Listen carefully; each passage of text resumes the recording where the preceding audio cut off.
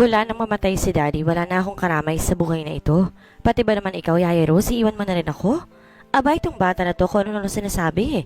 Magbabakasyon na naman ng Yaya. Miss ko na kasi mga anak ko at mga apo, iha. Yaya, bumalik po kayo kaagad ha. Ikaw lang po ang kakampit karami ko dito. Si Mommy pinatin agad si Daddy.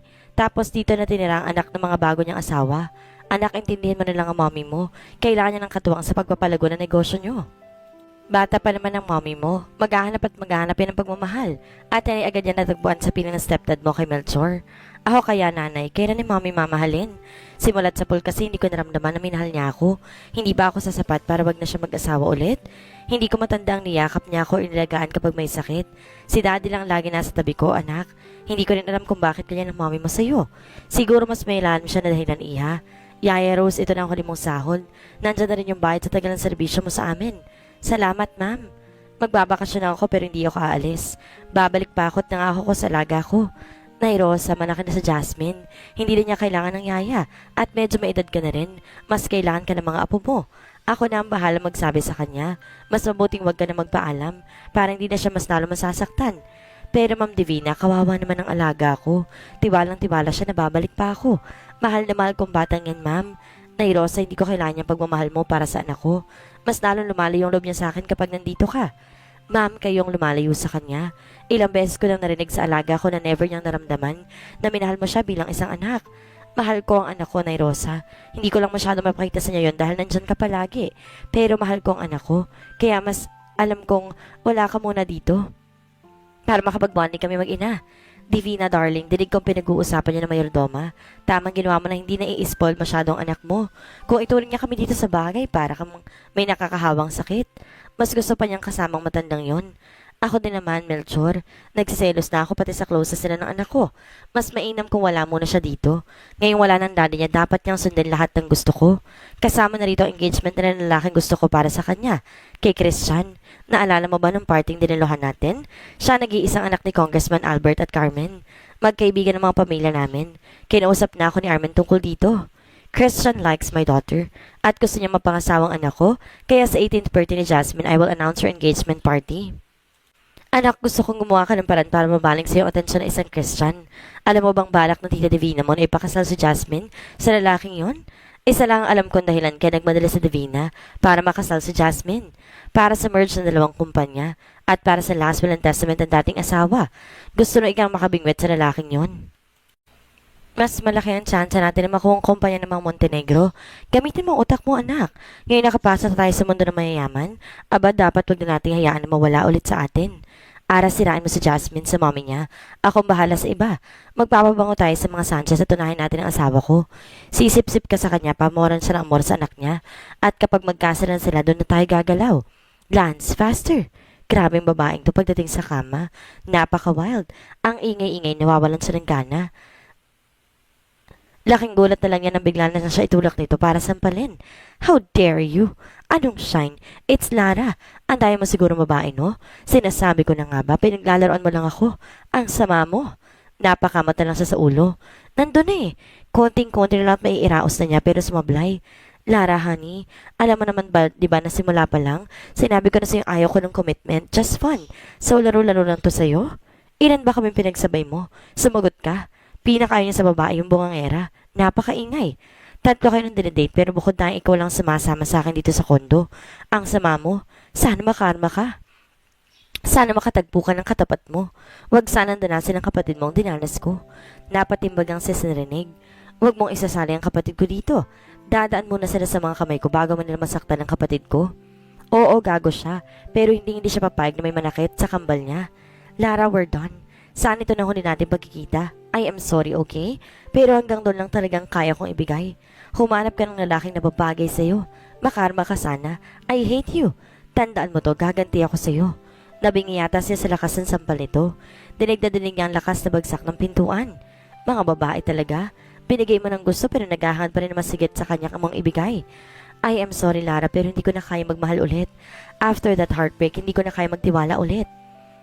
Mommy, ayoko po. Hindi po ako papayag na ikaw magdesisyon sa bagay na yan. My God, Mom. 18 pa lang ako. Kahit boyfriend nga, wala ako eh. Kasi po, gustong gusto ko po makapagtapos ng pag-aaral na walang sagabal. Tapos ngayon kung pagtutulak sa akin mag-asawa agad? What kind of mother are you? Alam mo naman na hindi mo ako mahal, na hindi niyo ako minahal pero sobra-sobra po to. Ipinagtulakan mo ako sa lalaki hindi ko mahal. Paano ma'am? Ha? Para maging malaya ka sa responsibilidad mo sa akin? Don't worry ma'am, I can take care of myself. Maliit pa ako, itanggap ko ng papel ko sa buhay mo. Si daddy at yaya lang nagmamahal sa akin. Pero ngayon pareho na silang wala sa buhay ko. Huwag mo akong pagsalita ng ganyan, Jasmine. I am still your mother. Kahit ano pang sabihin mo, desisyon ko pa rin ang masusunod. Diyan ka magaling, ma'am. Ang magmanipunan ng buhay na may buhay. Noong baybasidad, lagi kaming nakasunod sa lahat ng gusto mo. Hindi mo ba naisip, ma'am, na baka ayaw namin sa mga gusto mo? Nakakapagod na maging anak ninyo. Wala ka na magagawa dahil ako ang ina mo. At kapag sinabi ko magpapakasal ka, magpapakasal ka. No, ma'am. Hindi ako magpapakasal sa kahit na sino. Lalo-lalo na dahil lang dyan sa negosyo mo. Tao ako, ma'am. Hindi bagay na pwede mong ibenta. Anak mo ako. Anong ibenta? Maswerte ka kay Christian, gaga. Mayaman at makapangyarihan ka na ng pamilya. At kilalang kilala dito sa San Joaquin. Ano pang hahanapin mo? Matulog ka na tapos na ang usapang ito. Bukas nandito si na Christian para pag-usapan ng tukol sa kasal ninyo. Good night, Jasmine.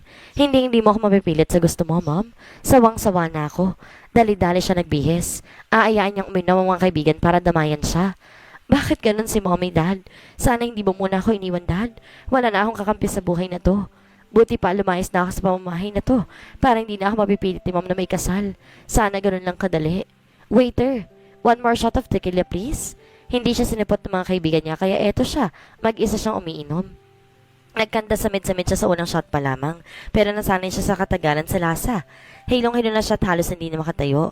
Waiter, sabi ko bigyan mo pa ako ng alak. Kaya ko pa. Ma'am, pinagbawanan na ako ng manager na bigyan ka. Baka raw hindi ka na makauwi. Wala ka pa namang kasama pag ba-drive ka. Waiter, bigyan mo pa siya ha. Mukhang may pinagdadaanan din kagaya ko. Gusto man niyang titigan ng lalaking tumabi sa kanya, pero hirap na siya magmulat ng mata. Alam mo, mukhang mareho tayo may pinagdadaanan. Cheers! Let's celebrate para sa mga kabiguan natin sa buhay. Yeah! Cheers para sa akin. Ipapakasal ako sa lalaking di ko mahal para sa merging ng kumpanya. I am just 18 for God's sake. Damn it! Una namatay si daddy at ang pangalawa, nag-asawa ulit si mom nang hindi ako ini-inform. At ang pangatlo ipapakasal niya ako sa lalaking di ko mahal para sa kasunduan ng pamilya. Well, ako naman pinagpalit para sa pangarap. At ang mas masakit pa sumama siya sa isang banyagang direktor. Nagpakasal siya doon sa ibang bansa. May pera naman ako ah. Bakit tumpas sa matandang yun? Alam mo, ang babaw ng problema mong sabad niya. Mas maganda nga yun para alam mo na sa simula pa lang. Alam mo na kung anong klase siyang babae. Bakit gusto mo ba makasal ka muna bago mo malaman na gano'n siya? Ang mahal ng annulment, uy, wala pang divorce sa Pinas. Masakit eh. Pinigay ko naman lahat sa kanya pero di pa rin sapat. Ayun pala, ego mo lang bilang lalaki na saktan. Cheers sa ating mga kabiguan. Dala ng kalasingan, nagkasama silang umalis sa bar. Dahil sa sobrang hilo, hindi na niya alam kung saan niya dinala ng lalaki. Naalimpungatan siya ng tila may gumalaw sa kanyang likuran. Nang kapay niya ito, laking gulat niya na may mahawakan ng kamay niyang matigas. Napabalikwa siya ng bangon at nagtitili. Hindi niya na malayang hubot-hubad pala siya. Tila may naramdaman siyang kirot sa gitna ng kanyang mga hita. Nanlalaki ang kanyang mga mata at saka tila binuhusan ng malamig na tubig. Realization hits her. Who are you? Did you rape me? Oh my God! She is shocked looking at the bedsheet. May mansa ng dugo. Miss, mukha ba akong rapist? Did you forget what happened last night? You initiated the kiss and I'm just a guy. Pareho tayong lasing kagabi pero alam ko kung ano ang nangyayari, right?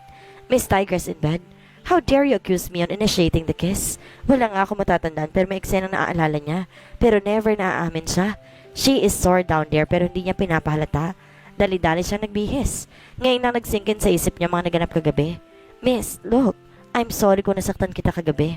I know it's your first time but I'm so horny. Nadala lang talaga ako lalo na kapag umuungal ang babaeng katalik ko. Sinamaan niya ito ng tingin. Bastos ka? Walang modo.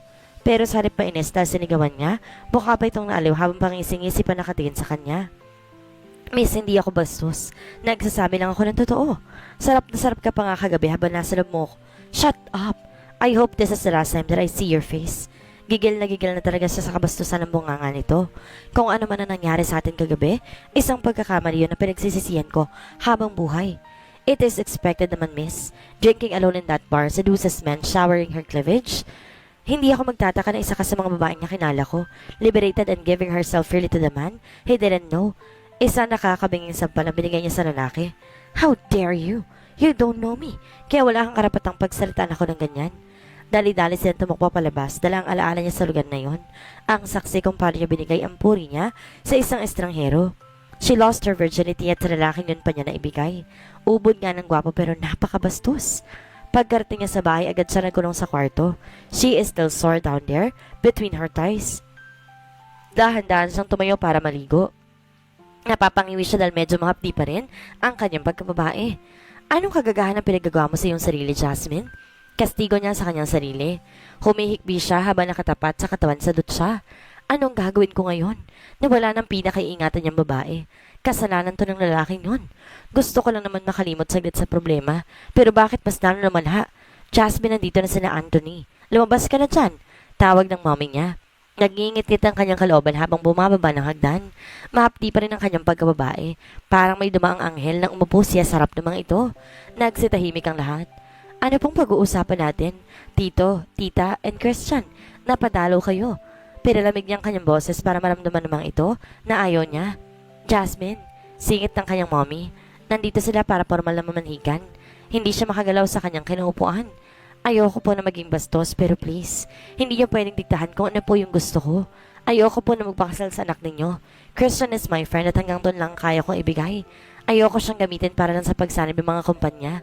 I'm sorry pero hindi ko kaya magpakasal. Jasmine, final ng desisyon namin. Ikakasal kayo sa lalong madaling panahon. Hirit na mga magulang na Christian. Tinignan niya ang kanyang ina na puno ng pagsusumama ang mukha para maintindihan sa nito.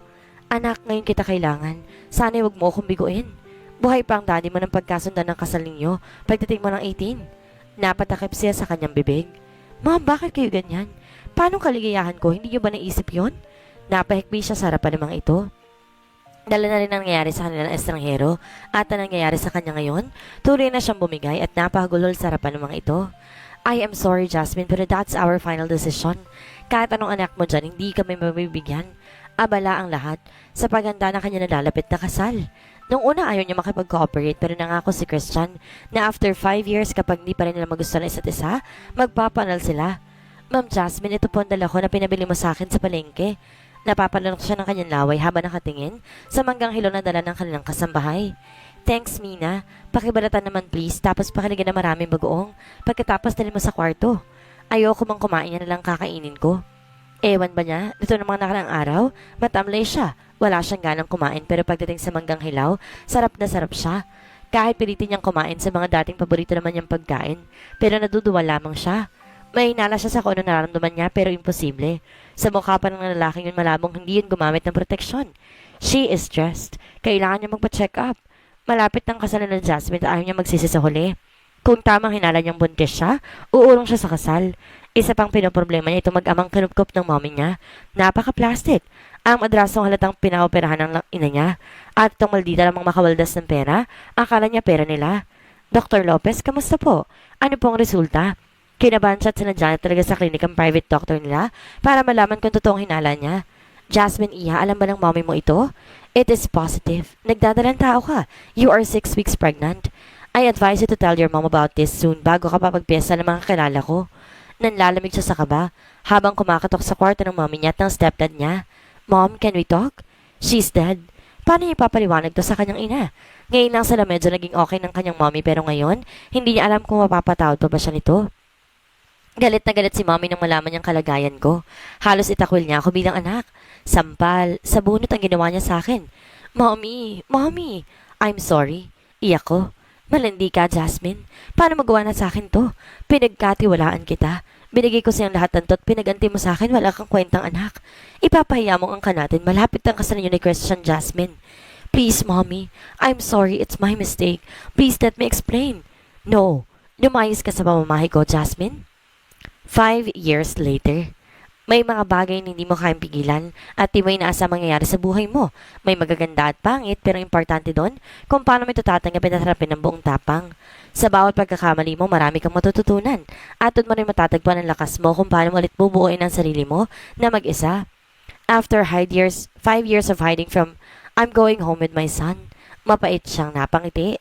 Naalala niyang pag-uusap nila ng Yaya Rose niya. Jasmine, hanggang kailan mo kayang tikisin ng iyong ina? Umuwi ka na. Nasa peligrong buhay niya pati ng iyong kumpanya.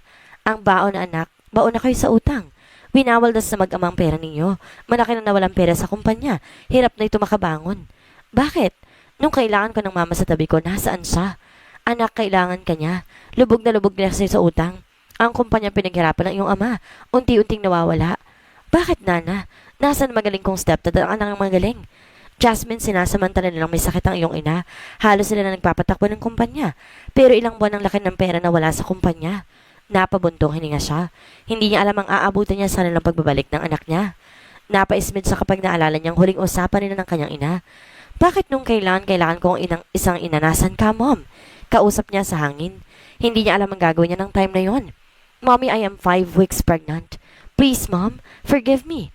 Halos maglumuhod siya sa harapan nito at mapatawad lamang siya. I'm sorry. Hindi ko sinasadya, Mom. Isang sampalan dumapo sa aking mukha. Jasmine, malapit ng kasal mo tapos ngayon, sasabihin mo na buntis ka? Sambunot at sampal ang ginawa ni Mommy sa akin. Sobrang galit niya, parang hindi niya ako anak. Durog na durog ang puso ko bawat bigkas sa kanyang salita. Who is the father of the child? Nanggagalit dito at galit habang hilahila nito ang buhok niya. Mom, please, don't hurt me. I'm pregnant. I am just drunk that time and I can't remember who the guy is. Malandi kang babae ka. Sinampal siya nito na malakas. Abort the baby because I cannot accept another bastard in this family.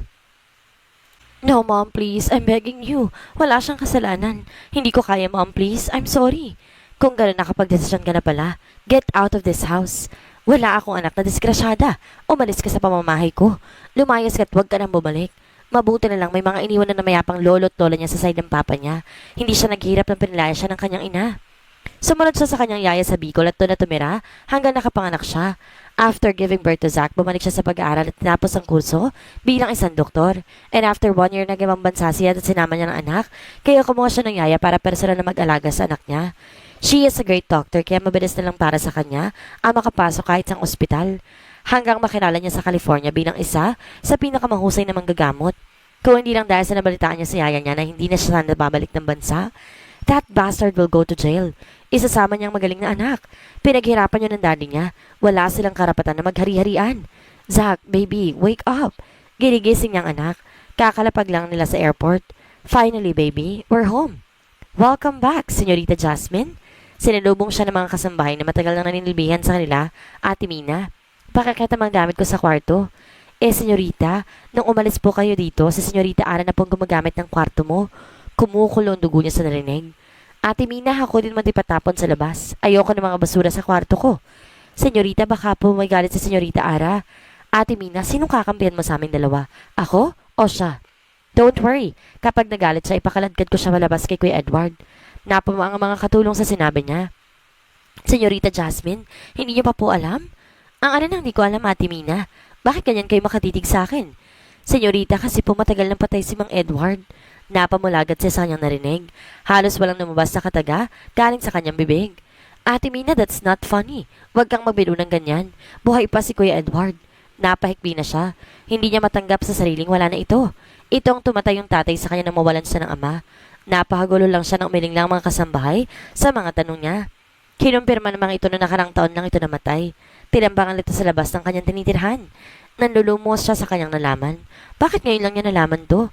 Sana man lang nakarating siya nung kailangan siya ng pamilya ni Kuya Edward. How could you do this to me, Lance? Bakit mo ko niloloko? I love you so much, babe.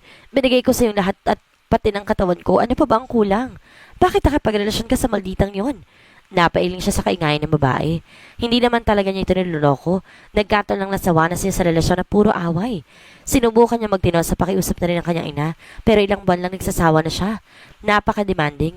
Hindi pa niya asawa to pero pang asawa kung pagbawalan siya. I am sorry, Rara, but I don't love you anymore. Ara is my new girlfriend. Sana huling punta mo na to dito. Nakilala niya si Ara sa isang birthday party ng malapit na kaibigan. At dahil ka sa babaeng paging liberated, may nangyari sa kanila that same night. At yun ang abutan ng current girlfriend niya. I am sorry, Rana, but I break up with you. Sana makahanap ka ng lalaki mas karapat dapat sa'yo. How dare you do this to me, asshole? Binigyan siya nito na malakas sa sampal bago ito nag-walk out. Ngingisi-ngisi siyang nahiga. Finally, my freedom is back. Wala siyang magagawa. Ibinigay na niyang lahat ng pagmamahal na pwede niyang ibigay. Pero hindi talaga nag-work. Hinahanap niya ng mga babaeng makakarelasyon niya ng quality ng gaya ng sa mom niya. Maalaga sa pamilya. Simple at mabait. Yung tipong maiwan mo sa bahay, hindi ka matatakot na baka pag alis mo, may katagpo yung iba. Kailan niya kaya matatagpuan ng babaeng yon? Yung magpapatibok ng puso niya. Lahat na nakarelasyon niya puro pangkama lang. Mas gusto namang ito ang laman ng pitaka niya. Gold diggers. At walang siyang balak maging sugar daddy. Gusto na ng laro kaya pagbibigyan niya. Who gave you the right para ipatapon ang mga gamit ko sa labas ng kwarto ni Mina? Ako, Ara. Lumabas siya ng silid dahil dinig na dinig niya ang pagwawala nito. As far as I remember, kwarto ko yan. So ikaw ang tatanungin ko ngayon, bakit mo pinapakalaman ng mga gamit ko? At ang kapal na mukha mong angkinin ng kwarto mo na yan? Natulala ito habang nakatitig sa kanya. Putlang-putlang mukha. Jasmine, you're back. Bumalik ang tapang sa aura nito. Napangisi ito na nakakainsulto. So, where is your son? Sabi kasi ni Tita buntis ka kaya pinalayas ka na niya at akin ang lahat ng pagmamayari mo kasama ng kwarto mo at ngayong bumalik na ako binabawi ko na lahat ng pag-aaring inagaw mo kasama na doon ang kumpanya ng pamilyang pinagnanakawan ninyo ng inyong ama. How dare you? Akmang sasampalin siya nito ng salagyan niya ang kamay bago pa dumapos sa mukha niya. Kung ayaw mong ako mismo ang sasampal sa'yo, magdahan-dahan ka sa mga aksyon mo. Hindi ako isang mahinang klase ng babaeng hahayaan kang saktan ako. Baka ihulog kita dyan sa makita mo. Hagdan. Kapag hindi ako makapagtimpi sa'yo. Anong problema mong ninanakawan namin ng kumpanya? Hoy, Jasmine, kami lang ni Dad ang tumulong sa mami mo nung nawala ka, kaya wala ang karapatang pagbintangan kami. O talaga ba, Ara? Bakit parang hindi ka panipaniwala? Lahi kasi kayo ng mga user. Ginagamit ng dad mong mami ko para magkaperahan. Pina-background check ko kayo bago ko lumayas so alam ko. Ang sekreto nyo, na kahit isang kuting wala kayo. Noong dila na kayo ni mom sa mamahay na to. Lahi ng mga gold diggers. Baon na baon ng kumpanya, Ara. So kayo na mahala dahil may sakit si mami. Saan nyo winaldas ang bilyon na pondo at mga milyones na utang? Wala akong alam sa sinasabi mo. Wala kaming alam ni Dad Jan. I will take over the company. I am still the owner, right? I am the only daughter, so hihintayin ko resignation niyo bukas. Binagsakan niya ito ng pinto. Nanlulumo sa kanyang nalaman. Sinisingil na sila sa utang na hindi niya alam kung saan napunta. Daddy, gabayan mo ko. Natatakot po ako sa mangyayari bukas. Dadalawin niya ang kanyang mommy sa ospital pero natatakot siya sa madadatan niya roon. Daddy! Nanggigil niyang tawag sa ama. Jasmine is back, Dad. At pinagbintang niya tayo na nakawan ng kumpanya. Nakakainis ang babaeng yun. Pinalis siya sa dating kwarto nito at wala siya nagawa kundi bumalik sa dating kwarto. She wants to take over the company, Dad. Anong gagawin natin ngayon? Sinisingin na tayo ng bangko. Puwis na babaeng yan. Nanggagara-iting sigaw ng ama niya. Bakit pa siya bumalik? Siguro nakapagsumbong ng mahaderang si Rosa kaya napauwi. Baka gusto niyang sumunod kay Edward. Dad, tama na. Ayoko na ng ganito. Alam ko na ambisyosa ako pero Dad, I'm not a criminal. Nakakakonsensya na. Ayoko pong makulong. Ara anak, makinig kang mabuti sa sasabihin ko. Walang lugar sa buhay natin ng konsensya. Matagal na natin itong ginagawa. Bakit ngayon ka pa makukonsensya? Dad, magkaibang panloloko at pagiging kriminal. Hanggat maaari please, huwag ka nang pamatay. Sige, susubukan ko. Pero wag nila akong haharangan sa mga plano ko. Kasi kapag nagkaton sa kabaong ang bagsak nila, kinilabutan siya sa tawa ng ama. Mas dumala ito ngayon. Palawang beses na nagnakaw sila ng milyon sa kumpanya. Bumili sila ng sariling bahay at sasakyan. Pero sa ibang pangalan nakalagay. Plano lang ibenta ang kumpanya kasi luging-lugi na. Pero dumating na naman ang walang kwentang anak ng Tita Divina. Naalala niya noon kung bakit asar na asar siya sa anak ng stepmom niya. Kay Jasmine, maganda at mayaman, madaming kaibigan. Inggit na inggit sa dahil sa dami ng pera nito. Siya ni isang kusing wala. Hindi siya naalala dahil mahirap lang siya. Kaklase nito nung nasa second year high school pa lamang siya. Napilit niyang daddy niya na ipasok siya sa isang private school. Hindi niya to kaibigan dahil siya nag-exist sa paningin nito. Dahil isa lang siyang mahirap. Kaya ngayon ubusin ko ang pera mo, Jasmine. Tignan ko kung di mo ba ako mapapansin. Napangiti siya bang tinitingnan ng picture ni Jasmine sa sipi niya. Ang ganda nito nung dibo niya. Gustong gusto niya si Jasmine. Lingid sa kalaman ng ama, she is a lesbian. Pero hindi ibig sabihin nun hindi siya nakikipagrelasyon sa lalaki. Actually, lagi siya nakikipag-sex sa kahit kanino, basta type niyang makasex. And Lance is one of them. That guy is a monster in bed. Napapailing siya. Doktor, kamusta na po ang mommy ko? Nanlulumo siya habang binibisita ang mommy niya sa ospital. Humpak ang pisngi, tanda ng kapayatan nito. Malayong malayo ito sa tayong na Divina na nagtataboy sa kanya 6 years ago. I'm sorry, Miss Jasmine, but your mom. Ikinalulungkot ko iha pero malala ng kanyang kondisyon. Masyado nang kumalat ang lasa na nagbalubha sa kanyang sakit. What do you mean, doktor? May lumason sa mami ko? Mahirap magparatang iha pero may nakikita akong lason sa kanyang katawan. Kung hindi ako nagkakamali, isa itong uri ng lason na mahirap tukuyin. Dahil pa konti-konti itong kumakalat ang hindi namamalayan na nakainom nito. Taon ang bibilangin bago mo maramdaman ng panghihina, gaya na sa mami mo. Payo ko sa'yo para sa mami mo, dalhin mo siya sa ibang bansa. Mas maraming magagaling na doktor doon. 50-50 ang chance na makasurvive kapag dito mo siya ipinagamot. Kulang tayo sa kagamitan. Ikinalulungkot ko iya pero yun na lang ang magagawa ko. I will refer to the best doctor na kabis ngayon sa Canada. Paulit-ulit pumapasok sa utak niya ang mga sinabi ng doktor. Paano niya tatanggapin ang lahat ng to? Isa lang ang punot dulo ng lahat, yung mag-amang sakim. Nangihina siyang napapo dahil sa gilid na natutulog ng ina. Namumuo ang kanyang mga luha. Hindi ito naging perpektong ina para sa kanya. Pero hindi ibig sabihin na gusto niyang mawala ito sa kanya. Hahanap siya ng paraan. Susubukan niyang umutang ulit sa pinagkakautangan ng kumpanya. Sana Diyos ko, gabayan niyo po ako. Wala na ako makakapitan. Iligtas niyo po ang mommy ko. Isa na lang alam niyang paraan para makakuha ng malaking pera. Ang lumapit sa mismong may-ari ng pinagkakautangang bangko ng kumpanya. Para sa matagalang gamutan ng kanyang ina. Good morning, ma'am. Please have a seat. May meeting lang po saglit sir, pero ang sabi, pakintay na lang po daw siya dito sa office niya. Thank you, miss. Tango lang tayong sagot ito.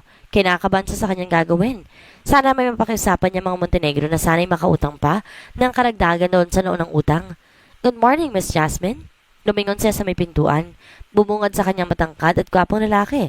Medyo may dadagdag kung titingnan pero hindi may kakaila ang kagwapuhan nitong taglay. Good morning, Mr. Montenegro. Pumiyok pa siya sa kaba. Miss Jasmine, Montenegro is my middle name. Dante Montenegro sa Sebastian. Sorry po, Mr. Sebastian. Napayoko pa siya. Hindi niya kayang pigilan ng sarili na huwag makaramdam ng nerbiyos.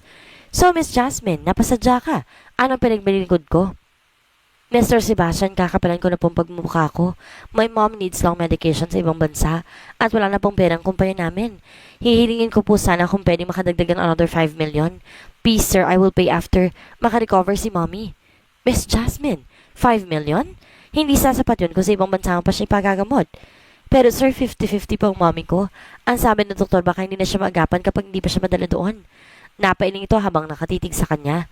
I am sorry, miss, but your stepdad, halos 50% ng shares ng kumpanya niyo, naibenta niya sa akin. Ang 50% naman kulang pang kabayaran yon sa mga inutang niya. Nanlalambot ang kanyang mga tuhod kaya napaupo siya bigla. Paano nangyari yun, Mr. Sebastian? That company is my parents' property. Paano niya nabenta yun? With your mom's consent, iha, may pinirma ng mommy mo ng documents para pahintulutan ng stepdad mo na mamahala sa kumpanya habang may sakit siya. Napahilama siya sa kanyang mga palad, tanda ng kabiguan. Miss Jasmine, kuha nito sa atensyon niya. Nasa sandaling iyon nakatulala. Hirap ang kalooban niya sa kung anong mangyayari sa kanyang ina kapag hindi ito madala agad sa ibang bansa para magamot. Pwede ko akuin ang pagpapagamot sa iyong ina. Yun ay kung payag ka sa gusto ko. Napamalagat sa kanyang narinig. Di yata't balak pa siyang gawing mistress nito. Hep hep hep. Putol nito sa balak sana niyang sabihin. Bumunghalit ito ng tawa. Namumura ng mukha nito sa kakatawa. Miss Jasmine, mukha ba akong DOM? Natatawa pa rin tanong nito sa kanya. Bahagya siya napangiti. Marunong pala itong tumawa. Huwag mo akong pag-isipin ng masama. Sa itsura mo'y mukha na kitang anak. Kung ganun po, ano po ang gusto niyo ipagawa sa akin? Kapalit po ang tunay na binigay niyo sa aking ina. Listen, iha. May dalawa akong anak. Actually, twin. Apple is very independent and responsible daughter. Pero ang kambal niya, hindi namin alam ng asawa ko kung paano patitinuin. Kilala mo ba yung sikat na hunk actor na laking laman ng blind items? That's my son. Linggo-linggo ko magpalit ng babae. Hindi ko na alam kung anong gagawin ko sa batang yon. Now, Jasmine, here is our deal. I want you to seduce my son. Make him fall in love with you. Napangasya sa kanyang narinig. Excuse me, sir, I can't do that. Paano ko aakita ng tao na hindi ko pa nakikita? Ito naman ang napatulala sa sinabi niya. Seriously, iha? Saan bansa ka ba galing at di mo kanilang anak ko? Sa States po. Doon po ako nag-work after I graduated in college. Wow, very independent. Magkakasundo kayo ni Apple, iha. By the way, pumayag ka na ba sa gusto ko? Sisiguraduhin kong bukas sa bukas na ipapahatid kong mami mo gamit ng private plane.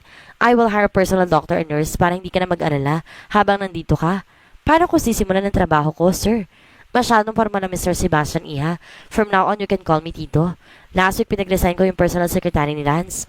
I caught her flirting with my son inside my office. So be prepared, Jasmine. Ikaw ang ipapalit ko bilang personal secretary niya. Yung usapan natin, aakitin at paiibigin mong anak ko. Please change him. Unang kita ko pa lang sa'yo, alam ko na kaya mo. Jasmine, wala nang atrasan to. Alang-alang sa mommy mo. Kailangan mo magsakripisyo. Kausap niya sa sarili. Kahapon tinapad ni Tito Dan as he wish, Tito. Ang tawag ko na sa kanya ngayon.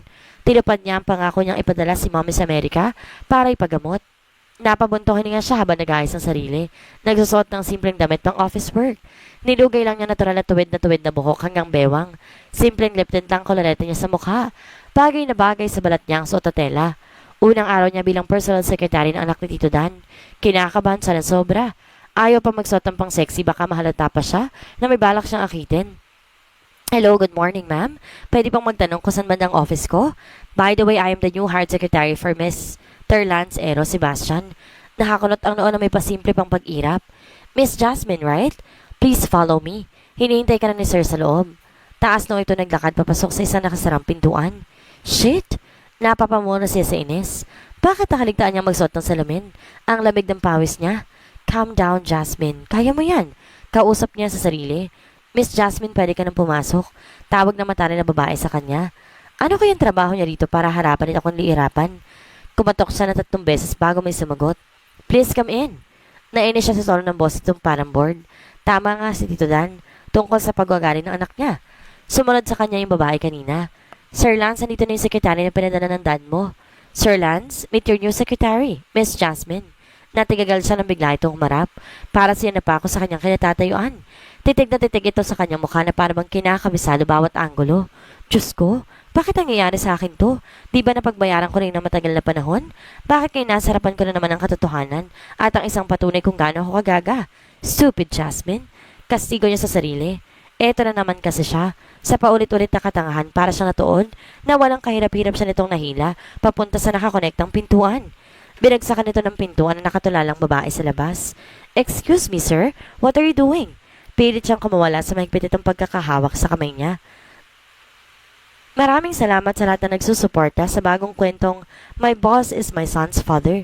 Sana'y patuloy ninyong subaybayan ang susunod pang upload. Maraming salamat. Wala siya nagawa nang basara lang siya nito kinaladkad papasok sa isang kwarto na nakakonekta sa office ito. Do you remember me? Nangangatog ang mga tuhod niya nang basara lang siya nito kinulong sa mga bisig nito pagkapasa sa kwarto. Because 5 years is not enough to forget that face of yours, Miss Jasmine. Sinamyo pa nitong buhok niya. Nanayo ang kanyang mga balahibo sa ginawa nito. Wow! So your full name is Jasmine Fenella Villarreal? Your name suits you. Very beautiful. Sir, I don't know what you're talking about. I don't know you. Pilit niyang pinatatag ang kanyang boses kahit kinakabahan siya na sobra. Paano kung matuklasan nitong nakabuo sila ng gabing yon? Oh really? That is not surprising, Miss Jasmine. Alam ko itatanggi mo yon. Well, that was 5 years ago. Pero buhay na buhay ang mukha mo gabi-gabi sa mga panaginip ko. Kung paano ka umuungol habang sinasamba kong pagkababae mo. Hindi siya nakapagbigil at nasampal niya ito. Bastos ka. Tabang daddy mo, napakamanyakis mo. Parang damit lang kung magpalit ng babae. Hindi siya nakapagtimpit na tuhod pa niya ito. So ano ngayon kung boss na niya ito? Kago ka, sir. Ibahin mo ako, Mr. Sebastian. Hindi ako kagaya sa ibang babae dyan na kung saan mo lang napupulot. Baka hindi ko alam may sakit ka ng AIDS. By the way, I'm working for your dad and not you. So give me a little respect that I deserve. Medyo nahimasmasan ito habang tinitingnan siya na parang naiiyak na. Naiiyak siya sa inis. Ipinaalala lang nito kung gaano siya naging tanga ng gabing iyon. Look, miss, I just want to apologize for what I did. I am sorry I just surprised to see you again after 5 fucking years. May laman na naman ang mga sinasabi mo, sir.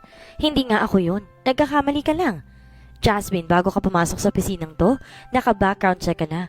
So kahit mag-deny ka pa ng 100 beses, hindi ako maniniwala sa'yo. Sabi mo nga nagtatrabaho ka sa daddy ko, so bakit ka nandito? This is my own company. Ako ng boss mo at hindi na si daddy. Alam ko lahat yung tukos sa napagkasundoan ninyo. Wala nang bago doon. Sanay na ako sa pakikialam nila sa mga personal life ko. By the way, wala kang sasabihin sa kanya na may alam ako. By the way, Jasmine, kailan ko makikilala si Zach? Parang tinakasan ng kulay ang kanyang mukha sa tanong nito. Napapasingap siya at hindi makaapuhap ng salita. You look surprised, sweetheart. Don't try to deny it again. Lahat ng empleyado ko pina-background check ko. So, sweetheart, alam ko na anak ko ang batang tinatago mo. Kahit hindi mo sabihin sa akin, malalaman ko rin. Actually, may mga inutusan na ako magbabantay sa kanya. Baka bigla ka namang maglaho. Sa dami ng connections ko, mahihirapan ka, sweetie. Kung may balak kang itago ulit ang bata, mag-isip-isip ka. Baka hindi mo talaga siya makikita. Ayusin mong sarili mo. Personal secretary kita kaya gusto ko kahit saan ako naroon ka. I am professional kapag oras ng trabaho. You're safe with me. Yung table mo pinadala ko na sa office ko. So pwede ka nang lumabas para mag-umpisa. But before that, let me kiss that luscious lips of yours. Namimilog ang kanyang mga mata. Hindi siya makahumanang basta na lang ko yumusin ng halik nito ang kanyang mga labi. Pakiramdam niya ay namanhid na ito bago nito tigilan. Hindi pa nag-sink in sa utak niya mga nangyari na basta na lang siya iwan doon na nakatulala. Hawak-hawak pa niya namamantal ng mga labi. Did he just kiss me? Nang mahimasmasan, papatakapin sa kanyang muka. Gusto niyang magsisigaw sa inis. Paano na? Ano na ang gagawin niya? Para nag-backfire sa kanya lahat ng plano ng daddy nito. Ang bilis ng karma. At ang anak niya, paano pa niya may tatago? Nakatungo siyang lumabas sa kwartong pinagdalhan sa kanya. Mas mabuti ngayon pa lang, sanayin na niyang sarili na laging makikita ito. Ang daming nakasalalay sa bawat desisyon na gagawin niya, ang mommy niya at anak. Napabuntong hininga siya habang dahan-dahang binubuksan ang pintuan. Ito na ang umpisa ng kanyang katapusan.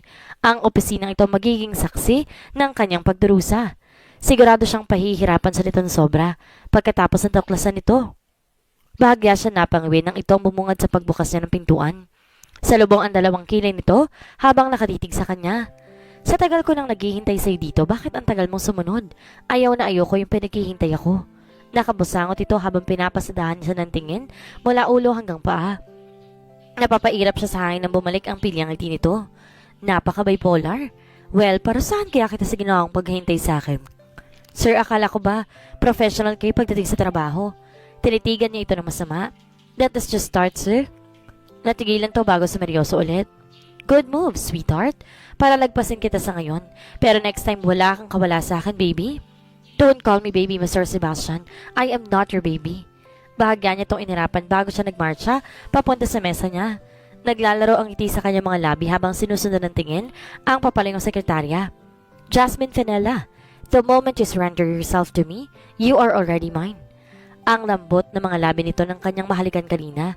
No one dared to refuse my kisses but her. He started to obsess over lips. I want to kiss her lips again and again. Sisiguraduhin ko this time hindi ka na makakawala sa akin. Zach is my only son. Kukunin ko siya sa poder mo, Jasmine. That way, hindi ka na makakatanggi pa sa bala ko. Sorry, baby. Gagamitin ko muna ang anak natin para makuha kita. Besides, hindi na siya bumabata. Matagal na niya itong pinapahanap pero bigo siya na matagpuan ito. At ngayon nga, after 5 years, sa tagal ng kanyang paghihintay, bigla na lang itong sumulpot sa buhay niya. Thanks to my dad. Sumasakit ang ulo niya kakaisip ng paraan kung paano ito matatakasan. Hindi pa siya handa na iharap ito sa anak niya. Parang wala talaga itong balak na makawala siya. Kanina pa siya nakakapansin ng mga taong sumusunod sa kanya. It's creepy. Nagkunwari siyang mag-CR lang pero balak niya talagang takasan ng mga ito. Pero makakatakas ba siya kung pati ang anak niya ay may bantay din? Laglag ang mga balikat na bumalik siya sa opisina. Wala na talaga siyang kawala. Tanggapin na lang kaya niya kung anong kapalaran niya. Sir, uuwi na ako. Please lang pakibilisan naman ng mga tauhan mo. Natantanan nila ako. Bakit pakiramdam ko ginigipit mo ako, sir? Please, ayoko ng maraming nagbabantay. Hindi ako makahinga. Ginigipit? Yan bang interpretation mo sa ginagawa kong pagbabantay sa mga bagay na pagmamayari ko? Hindi siya magsagot dahil iba ang nakikita niya sa mga mata nito. Lungkot. Para nagsusumamo pero bakit sa isip-isip niya? Sir, yun kasi nararamdaman ko ngayon. Parang wala akong choice na humindi. Natatakot ako na baka kunin mo sa akin ang anak ko. Kaya pinipilit ko na wag tumakbo dahil baka anytime pwede mong utusan yung mga tauhan mo na nagbabantay sa anak ko para kidnapin siya. Huwag mo rin kalilimutan na anak ko siya kaya walang maniniwala sa'yo na kinidnap ko siya. Go home and pack all your things. Huwag ka na magdala ng mga gamit ni Zach. Ipag-shopping ko na lang siya. Anong sinabi mo? Hindi siya nakapagdimpit na pagtaasan niya ito ng boses. Ano ibig mong sabihin, sir? My God! Isang araw pala siya nagtatrabaho sa lalaking to pero pakiramdam niya, tumataas na kagad ang blood pressure niya. Ang sabi ko, umuwi ka na para mag-impake ng mga gamit mo.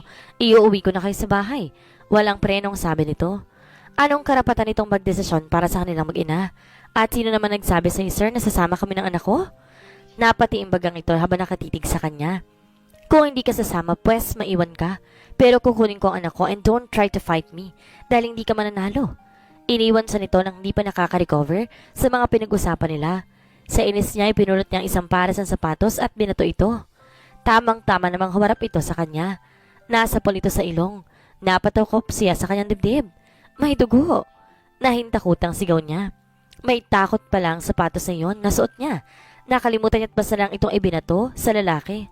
Sir, sorry po, nabigla lang talaga ako. Natatakot na siya ng tuloy-tuloy ang pagdurugo ng ilong nito. Tatawag lang po ako ng tulong para madala ka sa ospital. Iniwan niya to nakahawak sa ilong na puro dugo. Ano nangyari sa anak ko? Humahango sa dumating ang isang napakagandang babae. Kamukha ito ni Sir Lance. Tumayo siya nang hagurin sa nito ng tingin. Tingin na nagtatanong kung sino siya at anong ginagawa niya doon.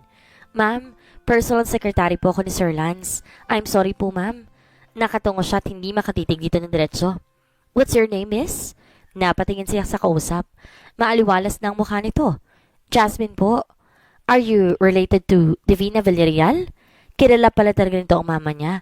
Or dahil sa laki ng utang ng kumpanya nila? Opo, she is my mother. Tuluyan na itong napangiti na ipinagtataka niya. Hindi ba ito galit or nag-aalala para sa anak niya? Kani-kanina lang para tong susugod sa gera kung makatakbo. Lahi ng mga bipolar. Divina is my best friend back in college. Kahit sa mga sandaling to, we're still friends. Ah, kaya po pala ganun ang reaksyon nyo pagkarinig sa apelido ko.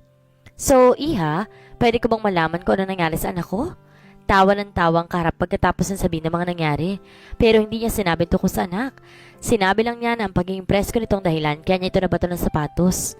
I'm sorry po, ma'am. Hindi ko naman po inaasahan na haharap siya bigla eh. Kinakabahan talaga siya. Baka bigla siyang sasantihan nito. Paano ng treatment ng mommy niya? Don't worry, Iya. Hindi ako galit sa'yo. In fact, mas gusto ko nga yung ginawa mo. Pero hindi ang pagbato ng sapatos sa anakin ko, ha? Mas gusto ko yung pagsusungit mo sa anak ko. Yung tipong hindi ka tinatabla ng charm niya. Mas effective yon para maisip niya na hindi lahat ng babae easy to get. Yang anak ko na yan, Iha. Every week, iba-ibang girlfriend. Napahawak pa to sa noon na parang stressed bigla sa isip. By the way, Jasmine, from now on gusto ko tita lang itawag mo sa akin. Masyadong formal lang. Ma'am Divina is my best friend, Iha. Way back in high school days. Ngayon, we're friends. Sana nga pala ang mommy mo, Jasmine? Bakit naman itong nakaraang mga buwan, hindi ko pa yata siya napapansin? Nasa States po, tita. My mom is sick. Medyo napapaluha pa siya habang nag-umpisa magkwento sa karap. Napatakip ito sa bibig habang tila hindi makapaniwala sa mga kinuwento niya. That bastard! Nanggagalait ito sa galit. Dati ko na siyang pinayuan na baka pagkaperahan lang siya ng lalaking yan. Hindi nakikinig sa akin ng mommy mo. So sinabi mo iyan na malaking perang nawawala sa kumpanya? Saan nila dinala ang ganun kalaking halaga? Malaki na rin ang utang namin sa bangko. Sa anak mo mismo, tita. Nagulat ito sa sinabi niya. Talaga, Iha? So sad. Paano ka na ngayon ang pagpapagamot ng mommy mo? May nalaman po ako na baka nasa kalahati ng shares ng kumpanya na rin na ibenta. Hindi na kami makabangon, tita. Sa dinami-raming tao sa mundo, si Melchor pang napili ng mommy mo. Napahalingin ito. Don't worry, Iya. I will help your mom. Nasa States ang pinakamagagaling na doktor. Hahanap tayo na makakatulong sa mommy mo. Thanks po, tita. Nakahinga siya ng maluwag. Kahit papano mabait at maunawain ang pamilya ng boss niya. Isang araw ka lang sa opisina pero pinadugo mo ng ilong ng anak ko, Iha. Ang usapan natin, paibigin mo siya. Hindi kasali sa usapan nating sugatan mo napakagwapo mukha niya. Napangisi ito habang nakatingin sa kanya. Kumunot ang noo niya. Bakit parang galit na galit to kanina pagdating sa ospital? Pero ngayong karap siya para may naglalarong ngiti sa mga labi nito. Pamilya nga talaga ng mga bipolar. By the way, Jasmine, may nakita ko sa office ng anak ko at hindi mo ito pwedeng itanggi. Kinakabahan siya sa titig nito. Pero bago pa ito makapagtanong ulit, dumating si tita, kaya't nasigil siya sa tanong nito. Sweetheart, anong gagawin mo kung isang araw malalaman mo bigla na may apo ka na pala? Napaubos siya sa tanong ni tito sa asawa niya. Nanlalaki ang kanyang mga mata habang nakatitig dito. Huwag naman sana ipahintulot. Pakiramdam niya may alam na ito sa anak niya. What kind of question is that, sweetheart? Siyempre matutuwa ako. Matagal ko ng pangarap yan. Yung may kakargaing apo. Pero malabo pang mangyari yun sa ngayon, sweetheart. Ang anak mo wala pa matinong girlfriend. Ewan ko ba, manang-mana yata sa iyong anak mo. Nakasimango to habang silamaan ng tingin na napakamot sa ulo na asawa. Honey naman, ikaw lang nag-iisang babae sa buhay ko. Siyempre, pangalawang anak natin si Apple. Maya-maya pa pinatawag na sila ng doktor. Kamusta ang anak namin, Dok? Konting hiwa lang naman yon, Mrs. Hindi naman talaga grabe. Kaya pwede na siyang umuwi. Tawang-tawa pa ang doktor habang nakapwesto na kesyo galit na galit ang boss niya. Dahil napakalit na sugat daw para itakbo pa siya sa ospital. Sino ba nagdala ng anak ko sa ospital? Nakakahiya. Namimilipit ang mga ito sa kakatawa. Siya lang ang hindi. Makakalabas na ito, meaning patay siya. Siya kasi nagpilit na itakbo ito sa ospital. Gusto lang niya makaiwas at tama bang Pag-impakin siya ng mga gamit para iuwi na sila nito. Patay ka na, Jasmine. Piping bulong niya sa sarili. Pinagpawisan siya ng malamig habang paparating ng boss niya sa kanilang kinaupuan. Madilim ang mukha nitong nakatitig sa kanya. Son, thanks God you're okay. Pero hindi nito pinansin ang tanong na ina. Sa kanya ito nakatitig. Tipong nanunumbat ang tingin dito. Natigilan ng mga magulang nito nang basta nilang siyang hilahin para itayo. Hindi pa siya nakakabawi sa pagkabigla ng siilin sa nito ng halik. Pumipigla siya pero hindi siya makawala. Halos dumugo ng kanyang mga labi nang tigilan nitong paghalik sa kanya. Nanlalaki ang kanyang mga mata habang nakatitig dito. Did he kiss me in front of his parents? Na magsingkin sa utak niyang ginawa nito, isang napakalakas sa sampalang binigay niya rito. Hindi nito yon pinansin, basta't hinila lang siya nito palabas ng ospital. Nagkukumahog ang mga magulang nito para habulin sila. Honey, what was that? What happened to our son? Ano yun? Ano ba sir? Bitawan mo nga ako. Nanggagalaitin na siya sa galit. Tama bang halikan siya sa harapan para mga magulang nito? Nakakahiya. Pilit siya nagpupumiglas para makwala rito. Pero sa halip na bitiwan siya, basta na lang siya nito pinasa na parang sako ng bigas. Pakiramdam niya ay pulang-pula na ang kanyang mukha sa oras na yon. Pinagtitingin na sila ng mga tao. May kumukuha pa ng picture. Pilit niyang tinatakpan ng kanyang mukha. Sikat na angkor. Ang bumuhat sa kanya. Malamang bukas laman na sila ng pahayagan. Buisit ka, sir. Hinampas nito sa likod dahilan para pisilin nito ang kanyang pang-upo. Bastos! Tungayaw niya. Kapag hindi ka pa tumigil sa hakapalag dyan, mahahalik ka na naman kita rito. Dali-dali niyang itinikom ang kanyang bibig. Tatahibik na lamang siya. Baka totohanin pa ng lalaking to kung ano ang sinabi niya. Wala na nga siya mukhang mayaharap sa mga magulang nito. Tapos makakita pa siya ng mga tao sa kahiyahiyang sitwasyon. San? Sandali lang, saan madadali na sekretarya mo? Boses ng dada nitong narinig niyang tumatawag. Kaya nagangat siya ng mukha. Tamang-tama namang biglang nagkistapan ng mga kamera sa paligid. Bigla niyang isiniksik ang kanyang mukha sa leg nito. Lupa, please, bumuka ka. Kainin mo na ako. Dinig na dinig niyang pigil na pigil nitong pagtawa sa sinabi niya. Umaalog pa ang balikat ito, tanda ng pinipigilang tawa. May gana ka pa talagang tumawa, sir? Na on the spot mo na ako. Ano pang mukhang iharap ko sa mga magulang mo, pati ng mga tao sa paligid? Pagpipiyesa nila napakaganda kong mukha. May nagbubuhat ng sariling bangko. Mas lalo lumakas ang tawa nito. Napapout na lang siya sa sinabi nito. Bakit ba ay maganda naman talaga siya? Sa wakas, nakarating din sila sa parking area. Kasunod ang mga magulang nitong humahangos pa. Son, ibaba mo na yung sekretary mo at nagtatawag ka na ng pansin. Saan ba siya dadalhin? Makakasuhan ka ng kidnapping sa ginagawa mo. Dad, Mom, please, not now. Mauna na kayo sa mansion dahil may pupuntahan pa kami ni Jasmine. Para baka bukas pa kami makauwi. Nalaglag ang mga panga ng mga magulang nito dahil sa sinabi ng magaling nilang anak. What did you say, son? Kami? What do you mean? Mom, saka ko na ipapaliwanag pagbalik namin. Nagingit-ngit talagang kanyang kalooban sa mga sinasabi nito. Pwede ba, sir? Hindi ka na nakakatuwa. Anong karapatan mo magdesisyon para sa sarili ko? Bulyaw niya rito. Nagkatingin na ng mga magulang nito dahil siguro sanay sila sa mga babaeng na ugnay sa anak nila na sunod-sunuran. Nakatiim ang mga bagang nito habang masamang nakatitig sa kanya.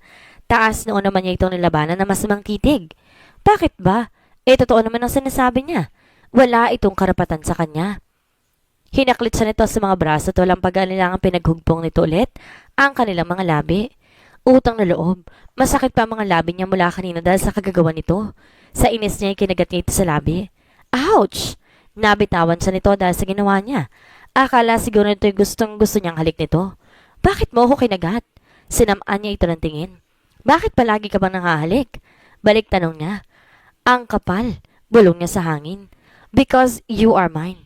Napatulala siya sa sinabi nito. Grabe, sumusobra ng ulupong na to. Hindi porket boss niya ito'y pwede na siyang angkinin na parang pagmamayari nito. Akin ka mula ulo hanggang paa. At kapag sinabi kong iuuwi kita sa bahay, wala kang karapatang tumanggi. Dahil lahat ng karapatang angkinin kay nasa akin. Because you are the mother of my son. Nagising siya galing sa pagkakatulala. Nang marinig niyang singhapan ng mga taong nakapaligid, kasama ng parents nito. Napatutup sa bibig ang mama nito dahil sa gulat sa revelasyon ng anak. Samantalang tila kabaliktaran naman ang reaksyon ng dad nito, na tila ba proud na proud pa sa sinabi ng anak. Nagkislapan muli ang mga kamerang nakapalibot sa kanila. Tila tuod na siya sa kanyang kinatatayuan. Kung pwede lang humiling na sanang gumuho ang lupa at lamunin na siya ng mga sandaling yon. Dinig na dinig pa niyang bulungan ng mga tao sa paligid. May asawa na pala ang anak at crush ko. May umiyak na parang namatayan. Jasmine! Lance! Tawag ng mama nito. Magpaliwanag kayo. Totoo ba na may anak na kayong dalawa? Paano nangyari yun? Relax, mom. Uuwi muna kami ng Quezon ngayon. Uuwi namin dito ang anak ko. Kasalanan mo lahat to. Humihikbi siya ba nakatingin sa boss niya. Hindi man ito nakitaan ng pagsisisi sa mukha. May malawak pa itong ngiti sa labi na parang nanalo sa loto. I'm sorry, baby, pero I told you that you are mine, right? So I let them know para wala na magdadalawang isip na pormahan ka. Pagbalik natin galing Quezon, let's get married. Umiyak na siya ng tuluyan. Hindi siya makapaniwala. Mukhang tuluyan ang nabaliw ang boss niya. Hindi mo ako mapipilit na pakasalan ka, boss. Nababaliw ka na ba? Yes. Isang araw pa lang kita nakasama sa office pero daig ko pang nagayuma mo. Mababaliw ko kapag hindi ka naging akin, Jasmine Iha. Luluhod ako sa harapan mo kung kinakailangan. Please, huwag mong tatanggihan ang anak ko. Ayoko na makita ulit sa ganong kalagayan. Honey, that's enough. Sita ng asawa nito. Tinignan siya ng mga ito na puro ng pagsusumamo. Naguluhan siya. Bakit biglang parang may itinatago ang mga ito? Kahit ilang beses siya nakiusap na wag muna ito magpakilala sa anak nila dahil hindi pa niya naiyahanda ang anak. He is so young. Hindi pa nito maintindihan kung sasabihin niya totoo na buhay pa ang daddy nito. Magpa 5 years old ang anak niya. So wag muna ngayon, please. Hindi ko pa nakakausap ang anak ko. Ang alam niya, patay ka na. What the fuck did you tell to our son, Jasmine? My God, you! Galit na galit ito sa sinabi niya. Napapukpok ito sa manibela kaya nakalikha ito ng sunod-sunod na pagbusina. Sir, please listen to me. Sa mga panahong yon, hindi ko naman inakala magkikita pa tayong muli. Wala naman ako may sasagot sa anak ko kapag nagtanong siya kung nasa ng dad niya. Hindi naman ako pwedeng manghila na lang ng kusino para maging daddy niya. That's not a valid reason para patayin mo ko sa buhay ng anak ko. Hindi ka man lang ba na konsensya na inilasan mo siya ng ama? Let's go there now. I can explain to him. Huwag na huwag mo ko pipigilan, I swear. Kamumuhian kita kapag ipinagkait mo sa akin ang anak ko. Pagbalik natin sa Maynila, magpakasal tayo sa ayaw at sa gusto mo. Tikom lang ang bibig niya sa mga sinasabi nito. Tandaan mo to. Ako ang ama ng bata. Kapag nilapit ko to sa korte, wala ka na magagawa. Kaya wag na huwag mo akong tatakasan at isasama ang anak ko. Tandaan mo kung ganong lalaki ang pagkakautang mo sa akin. Nanay at anak natin na nakasanalig dito. Kapag nagmatigas kay pareho silang mawawala sa buhay mo. Hindi mo pa ako lubusang kilala kapag ako ang ginalit. Kaya wag mo nang hintayin pang mangyari yon. Kahit nang kabigin sa nito at hinalikan, hindi na siya pumalag. Hinayaan na niya ito. Baka sakaling mabawasan ang galit ito sa kanya. Buo na ang pasya ng boss niya at wala siyang magagawa. Pakiramdam niya pag may-ari siya nito. Pakiramdam niya, wala na siyang karapatang umayaw dahil sa laki ng utang nila. Ipinikit niya ang kanyang mga mata para itago ang isang butil ng luha na nakaalpas. Napabuntong hininga siya habang titignan ng babaeng katabing natutulog. Hindi niya naman sana tubalak pagsalitaan ng di maganda, pero masyado nakakainit ng ulo yung malaman niyang pinagsasabi nito sa anak nila. Pinatay siya nito sa buhay ng anak nila. Kung ang akala nito'y may tataboy siya nito ng basta-basta sa buhay nito at ng anak nila'y nagkakamali ito. He is Lance Ero Sebastian. Walang bagay na ginusto rin hindi na pa sa kanya. You are Jasmine. Hi, Sebastian. Nice name, baby. Soon I will change your last name and put mine. Kininti lang niya ito ng halik sa labi bago siya nagpatuloy sa pagmamaneho. Sumisipol-sipol pa siya nang dito nagigising sa halik niya. Nakakaadik ang lasa ng labi nito kahit alam niya na ayaw nito magpahalik kanina. Hindi ito pumalag. Alam niyang takot ito sa kanya dahil sa mga sinabi niya, pero wala siyang pakialam. Ang importante sa kanya, ito at ang anak nila. Ito lang ang tayong babae na kapag pabilis ng tibok ng kanyang puso. Titig pa lang nito sa kanya ay para na siyang mababaliw. Nang pumasok ito sa opisina kahapon, para siyang nakakita ng anghel. Napakaganda nito kahit napakasimple lamang ng suot. Natatakot din siya sa mga nararamdaman para sa babae. Minsan na siyang nabiktima ng innocent look ng isang babae. Ang tagal na mula na makaramdam ulit sa ulit ng ganito sa isang babae. That night in the bar, ang araw din ng kanyang pagluksa. Akala niya noong natagpuan niya ang babaeng para sa kanya. Simple at malambing. Pero isang araw na lamang na lang niyang sumama ito sa isang talent scout papuntang ibang bansa. Hindi ito nakipaghiwalay sa personal at yun ang mas masakit. Nagpakasal ito sa ibang bansa. Hindi niya alam kung saan siya nagkulang na mga panahong yon. Kaya mula ng gabing nakasama niya sa kamang babaeng katabi niya ngayon sa kotse, kinalimutan niya kung paano magmahal. Pero iba nangyari ng gabing yon. She is innocent and pure at mukha niya ito. Nagpagulo sa isip niya. Hinanap niya ang lasa nito sa mga babaeng nakatalik niya. Pero ngayon nakita na niya ito, hindi na ito makakawala pa sa kanya. Kahit sobrang pikot ang magaganap. Napangiti siya sa naisip. Soon, magiging isang Sebastian na ito. At yung anak nila, yun ang magiging reason para hindi ito makatanggi pa. Isang tapik sa braso nagpagising sa kanya. Saan pa kaya sila banda? Sana pala tayo banda, sir? Bakit parang may malambot? Kinusot-kusot pa niya ang kanyang mga mata. We're here, baby. Tuloy ang nagising ang kanyang diwa nang may tila humahalik sa kanyang balikat. Sir! Nanlalaki ang kanyang mga mata. Paano sila nakarating sa kama? Ang huling naalala niya nasa kotse sila papuntang Quezon. Hindi na kita ginising kanina. Ang sarap kasi na tulog po. Pagod ako sa pagmamaneho at medyo inaantok na rin. Kaya tumigil muna tayo dito sa rest house ko sa Tagaytay. Tutuloy tayo bukas ng umaga. Hinampas ito sa braso ng kinabig siya para yakapin. Bakit tayo magkatabi? Nagdesisyon ka na dito tayo matulog. Dapat ginising mo ko. Madaming hotel na pwede kong tulugan, sir. Kumunot ang noon nito. Tandang naiirita naman ito sa kanya. Ang sabi ko, masarap ang tulog mo, di ba? Kaya hindi na kita ginising. At bakit ka matutulog sa hotel? May bahay ako dito sa Tagaytay. At kaya ako ulit bumili ng bahay natin. So anong connection sa sinabi ko na sa hotel ako matulog? Wala akong sinabi na hindi mo kayang bumili ng maraming bahay. Kahit ilan pang bahay ang gusto mo. Ang gusto ko lang sabihin, bakit tayo magkatabi sa isang kama? May hotel na pwede kong tulugan. Lalong kumunot ang noon nito. Hinaklit siya nito sa bewang para iharap. Kumarap-kurap siya habang gulat na nakatitig rito. Anong sabi mo? Bakit tayo magkatabi sa kama? Ipaalala ko sa'yo.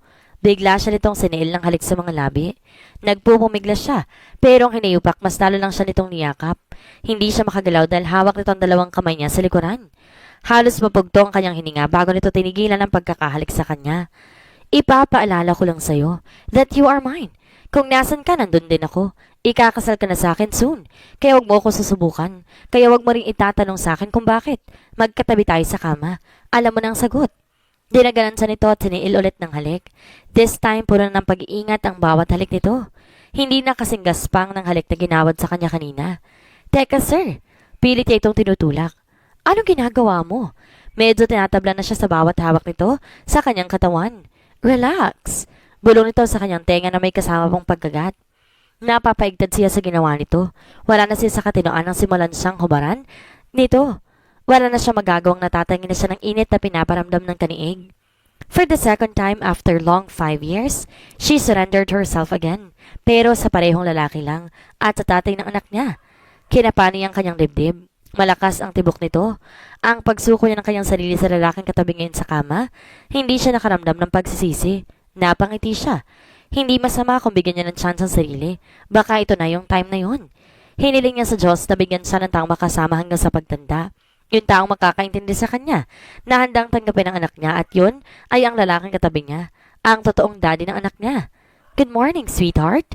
Isang napakagwapo mukha na kangiting nakatunghay sa kanya pagmulat ng mga mata niya. Taimtim siya nagdasal habang nakatitig dito. Lord, thank you for giving me this man. Isang boses lang yun kagabi pero tila ang dami nagbago sa feelings niya para sa lalaki. Good morning.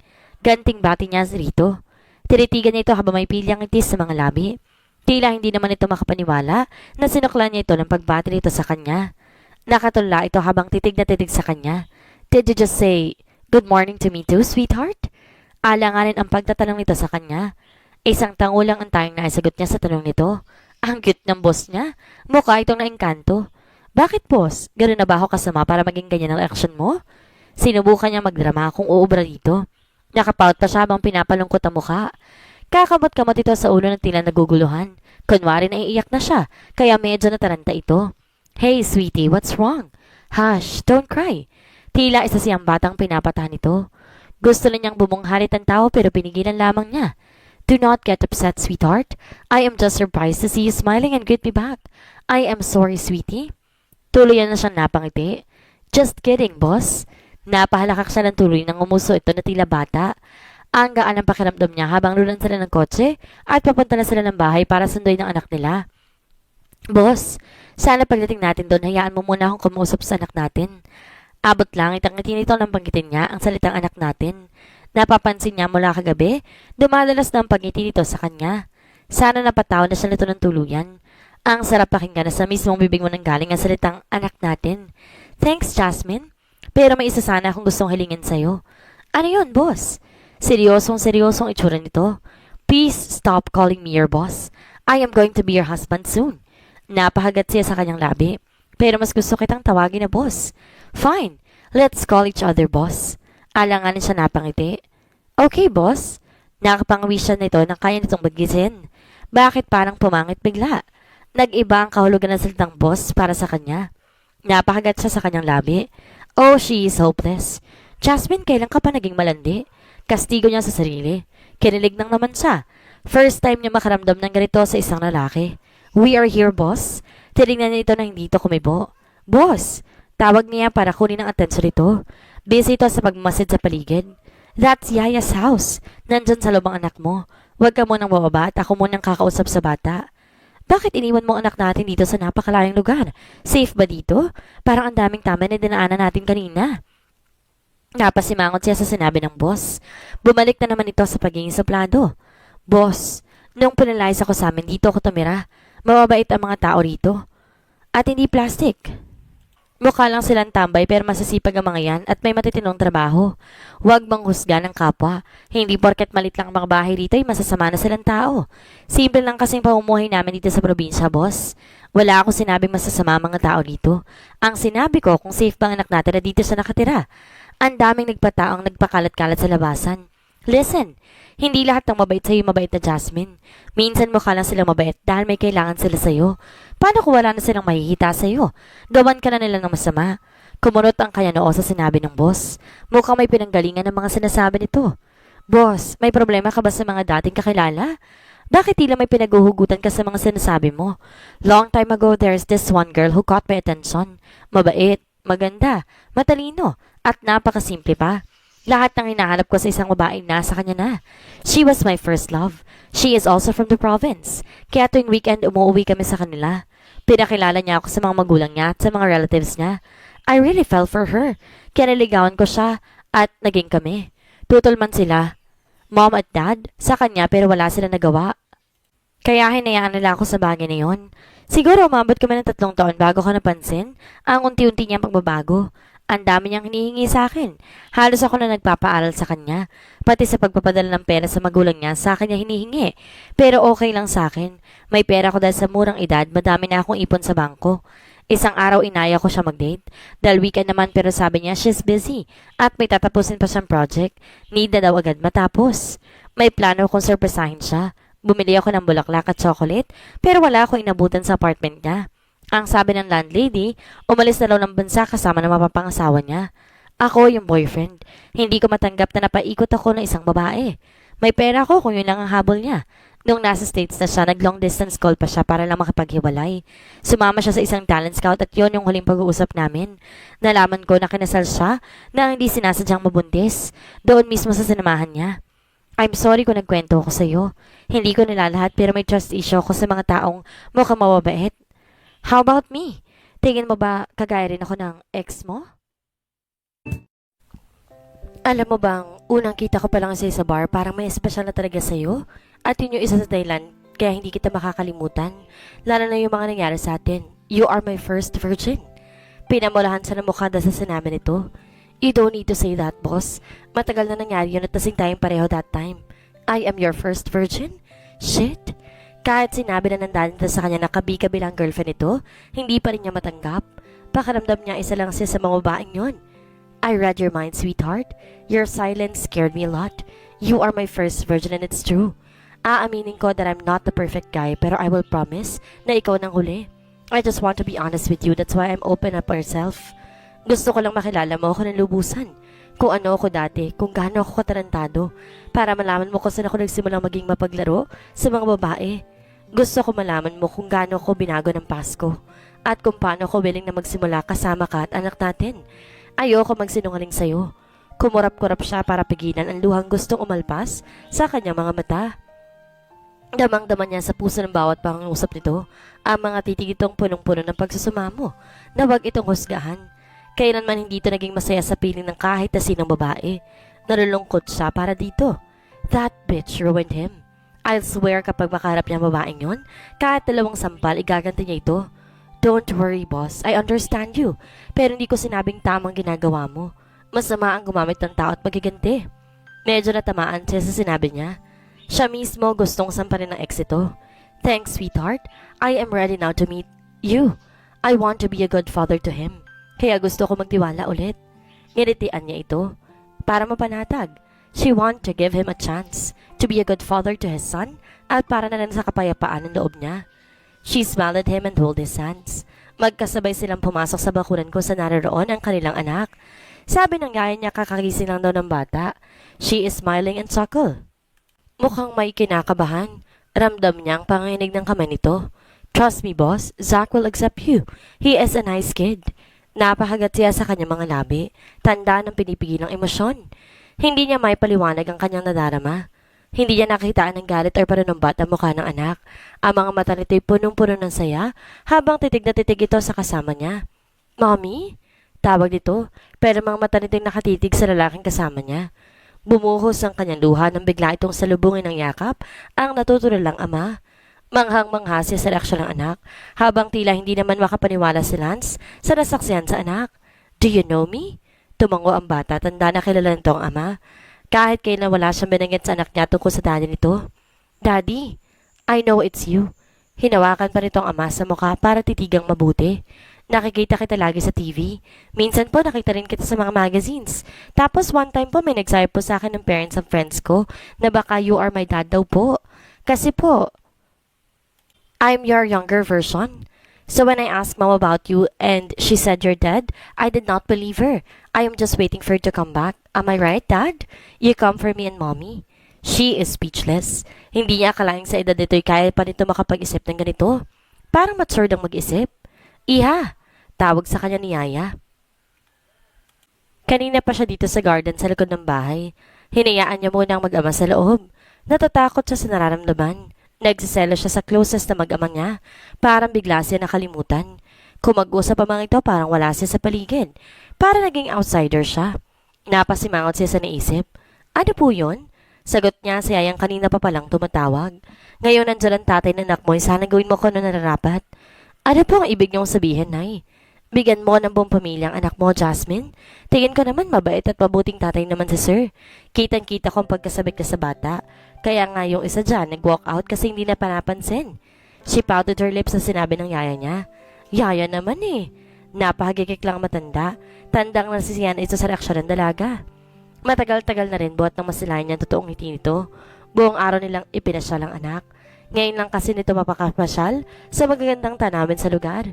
Bihira kasi siya makaharap ng oras para gawin yun. Buhat ng madiscover niyang kalagayan ng ina. Most of the time, mas nakadikit ang anak niya sa tatay nito. Napanguso siya. Bakit pakiramdam niya nagsaselo siya? Not a good feeling for a mother like her. Ayaw niya maging selfish pero she can't help it. Ang anak ang nag-iisang dahilan niya para mabuhay nung nasa ibang bansa sila. Ngayon may kahati na siya sa atensyon nito. Pero worth it naman. Masasanay din siya. Ang sese ng anak niya kaya't napapangiti na rin siya. Pagbalik na rin ng Maynila, siguro magbabago ng buhay niya. Pagbalik na rin ng Maynila, sigurado magbabago ng buhay niya. Napabuntungan niya sa naisip na kanilingon ng future husband niya. What's wrong? Are you bored? Gusto mo na bang umuwi? Natamemes yan ang sipati ng anak. Nakapautit at nagpapuppy eyes. Nothing, boss. Let's just talk later. Tara na, pasyal pa tayo. Ngayon lang nag-enjoy ng gusto ang anak natin. Hapon na maisipan nilang umuwi. She is tired but looking at her son, hindi mawala-wala ang iting nakaukit sa mga labi nito. Mom, can we bring my nanay? Kasi po malulungkot sa dito kapag umalis na tayo. Please, Mom, let's talk to our nanay first, baby. Kapag papayag siya, isasama natin siya sa Maynila. But don't be sad kung tatanggi ang nanay, okay? Madami siyang apo na na-miss na rin niya. Opo, Mom. Napapangiti siya. Ang bait ng anak niya, parang matured na mag-isip. She is so lucky to have Zach. Mahal na mahal niya ang anak niya. Kaya gagawin niyang lahat mapasaya lamang ito. Isang hakbang ang nararapat niyang gawin pagdating sa Maynila, ang magpakasal sa tatay ng anak niya. Sa kanya po problemahin si Melchor at ang anak niya. She will put them in jail. Sisiguraduhin niya magbabayad ng mga ito. Hindi magkamayo ang mga magulang ni Lance, pati mga kasambahay ng mga ito sa pagdating nila sa mansyon. Punong-puno ng mga lobo at tarpaulin ng buong lugar. Gulat na gulat sa sanadatnan. Daddy, is this your house? Namimilog ang mga mata ng anak habang tinitingnan ang mga taong nasa paligid na nakangiti sa kanya. Welcome, my grandson. Hindi pa man nakakasagot ang anak ng paghalikan na ito ni Mr. Sebastian. Mom, don't scare my son. Nakabasangot ang masungit na tatay na anak niya. Hindi maipinta mukha nito habang kinargang anak. Tinignan ko siya na masama dahil sa trato nito sa kanyang ina. Ngumuso lamang ito sa kanya na parang bata. Excited kami sa apo namin, son, kaya wag mo akong pagsungitan. Pakarga nga sa apo ko. Sirenyasan ko siyang ibaba si Zach, kaya napilitan itong ibaba ang anak. Tumikhim muna ako bago lumapit sa anak namin. Baby, di ba you want to meet your grandparents? Tumango agad ito habang nakatitig sa lolo't lola niya. Go give them a hug and lots of kisses because they are your lolo and lola. Patakbo itong lumapit kay tita at tito. Kitang-kita niya kung paano magunahan ng mag-asawa na kargahin ang apo nito. Ang apo namin, sobrang gwapo. Mas gwapo ka pa sa daddy mo nung baby pa siya. Napapanguso na ng katabi niya dahil sa naririnig sa ina. Pero hindi may tatago ang sumilay ng itinto sa mga labi na tila pinagmamayabang nitong anak niya yan. Napangiti siya sa nasaksihan. Her boss looks cute. Mukhang tuluyan na yata siya nahuhulog sa charm nito.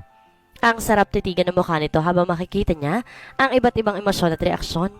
Sa ilang araw na nakakasama niya ito, mas lalo pa niyang napatunayang mali ang mga lumalabas sa balita tungkol sa lalaki. Gentleman, sweet, maalaga ito sa anak at kitang-kita niya kung paano ito makasalamuha sa mga ordinaryong tao sa probinsya. Playing basketball with those standbys make her heart beat fast. Is this love? Napabuntong hininga siya sa narealize. After that little celebration, at tuloy ang mag-uwi ng mga bisita, she insisted para tulungan ng mga kasambahay para magligpit. Nahihiya siya sa mga ito na makita na madaming ligpitin. Ayaw niyang iasa ang lahat sa mga katulong. Kung dati prinsesang-prinsesa siya at walang alam sa mga gawaing bahay, ngayon iba na ang sitwasyon. Noong naging independent siya at nagkaroon ng anak, nagbago ang lahat. She knows how to clean the house. She knows how to cook. Pati paglalaba. Nagulat siya na may biglang umagaw ng walis na hawak niya. Ang nakatiimbagang na boss niya pala. Galit itong nakatitig sa kanya. Ano na naman kaya ang kinagagalit ito? You are not allowed to help them. Hindi ka utusan dito for fuck's sake. You are my fiancé. Nang gigigil itong bigkas. Napapanguso siya sa kasungitan nito. I am just helping them, boss. Mas lalo pa siya napapanguso. Ano ba naman ang hindi mo kailangan sigawan? Besides, hindi naman mabigat na trabaho to. Sanay akong tumutulong sa mga gawaing bahay. Ayoko maging pabigat at walang ginagawa. Pagod na si Manang, oh. Look at her. Turo niya sa isang kambahay, medyo may edad na. Ayoko lang na mapagod ka. Gusto ko na maging healthy ka bago ang kasal natin. Paano kung may laman na pala yan? Sabay tingin ito sa tiyan niya. Nanlalaki ang kanyang mga mata sa sinabi nito. Dali-dali niya ito nilapitan para takpan ang bibig nito. Nakakahiya talaga. Paano kapag may makakarinig sa sinasabi nito? Ang lakas ng tawa nito na makita ang panlalaki ng kanyang mga mata at pamumula ng kanyang mga pisngi. Shut up! Sinamaan niya ito ng tingin. Napaka-bipolar. Kanina galit na galit. Ngayon naman parang biglang sinapian. Ayaw tumigil sa kakatawa. Seriously? Nagdabog siya at iniwan ng lalaki. Nakita niya pa ang kasambahay na tila aliw na aliw sa nasaksiyan sa amo. Ngayon lang ba rin na nakita na ganun kabaliw ang amo nila? Mommy, saan po kayo matutulog? Nagtataka siya sa tanong ng anak.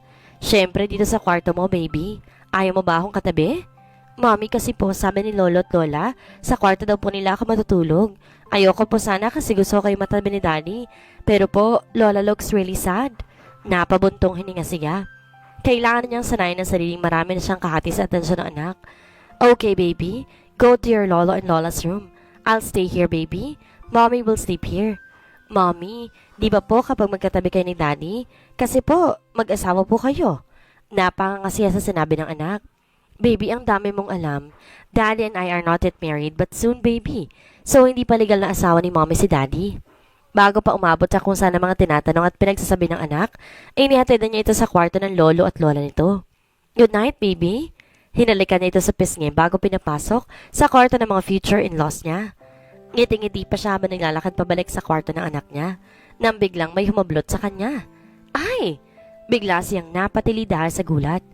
Where do you think you're going? Bigla siyang pinangko ng kanyang magaling na boss. Ibaba mo nga ako, boss. Doon ako matutulog sa kwarto ng anak natin. Ano ka ba? Hindi pa tayo kasal.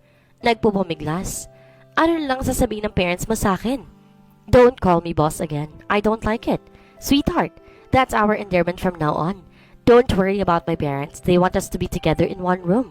Mom's requested a granddaughter at gagawa tayo ng marami ngayong gabi. Sira ulo ka? Bakit ikaw ba manganganak? Nakasimangot na inirapan niya ito habang buhat pa rin siya papasok sa kwarto nito. Pagkababa sa kanya sa kama, hindi na siya hinayaan pa nitong makabangon. Kinababawan siya nito at siniil ng halik. Nagpumigla siya sa umpisa pero tuluyan din siyang bumigay. Aaminin niyang mahal niyang lalaki kahit sinusuko niyang sarili rito nang paulit-ulit. Sweetheart, you are mine. Pinal na bunong nito bago tuloy ang pag-isahin ang kanilang mga katawan. Napapakagat siya sa kanyang labi habang napapaungol. Kahit ilang beses siyang naangkin nito, pakiramdam niya parang first time niya pa rin. Sweetheart, you are so tight. You're making me crazy. Napapapikit siya sa likod nito na magsimula nitong gumalaw sa ibabaw niya. Mabagal lang sa simula habang bumibilis ang pagbayo nito sa pagkababae niya. Halos mabaliw-baliw siya sa sarap at sa bawat urong-sulong nito na may kasamang diin. Wala ring tigil ang pagpisa nito sa kanyang mga bundok habang sinisibasib nito ng halik ang kanyang labi. Ilang indahig pa tuluyan sa nilabasan. Hindi niya alam kung ilang beses na siya nilabasan pero hindi pa rin ito tapos. Lahat ng style sa kama nagawa na nila. Pagod na pagod siya ng tuluyan tong labasan. Ipinatok nito sa loob. Lahat. Mukhang tinutuon nito ang hiling ng mommy nito. Makikita pa niya nakakalokong ngiti nito bago siya igupo ng antok. Iha, I heard your ex, Lance Sebastian, is engaged now with your stepsister. Nanlilisik ang kanyang mga mata sa narinig. No, Dad. That's not gonna happen. Hindi siya makakapag na magkatuloy ng dalawang yon. Jasmine is only for her. Dad, di ba sabi mo sa akin dati? Ibigay mo lahat ng gusto ko. Kaya nga sa'yo ko sumama at hindi kay mommy. Kaya Dad, prove it. Gusto ko kunin mo ang anak ni Jasmine. Siya magiging alas natin para mapasunod ang mga Sebastian. Napapangisi ang kanyang ama sa narinig sa anak. Wow, anak nga kitan talaga. Mana ka sa ama mo. Isa kang tuso. Good idea, anak. Ngayon ang hindi ipapakidap ko ang bata. Ipapatubos natin ang bata kapalit ng 15 million. Kasama ng kumpanya ni Jasmine. Kapag makuha na natin ang gusto natin, mapapalayo-layo na tayo, anak. Hindi na tayo maghihirap pagaya noon. Siyempre, Dad. Pero bago tayo umalis, may gusto muna akong kunin. Nagising demonyo siya. Jasmine is mine. Yan ang ipinangako niya sa sarili. Tataka siya pero sasama niyang mahal niya. Walang alam ang daddy niya na dati pa gustong-gustong stepsister niya. Hindi niya matanggap na anak ito na babaeng pumalit sa pwesto ng mommy niya. Kapag makuha na nilang pera, tataka siya ng walang daddy niya. Sawang-sawa na siya makisama rito. Si Jasmine lang ang kailangan niya. Kung kailangan pati ang anak nito isama niya, gagawin niya. Mapasa kanya lamang ang mahal niya. Pumalakpak siya sa mga naisip. Tama ang daddy niya. Mana siya rito. Pero mas mautak ito sa kanya. Hindi na ako papayag na maging sunod-sunuran lamang ako sa kanya. Kapag wala na ang ama sa buhay niya, marami na siyang gawin lahat ng gusto niya. Marami na siyang ilabas ang pagiging siya. Gusto niyang maging lalaki. Maaaring ang itsura niya isang babae pero ang puso niya ay isang lalaki at tumitibok ito sa isang babae. Pero syempre kapag sex ng usapan, masarap ka partner ng lalaki. Malandi siya napapangiti nang naalala ang kaharutang ginawa nila ni Lance. Pero ngayon wala itong kaalam-alam na magkarebal sila sa babaeng parehong gusto. Mommy, can I play with my new friends outside? Napapangiti siya sa anak.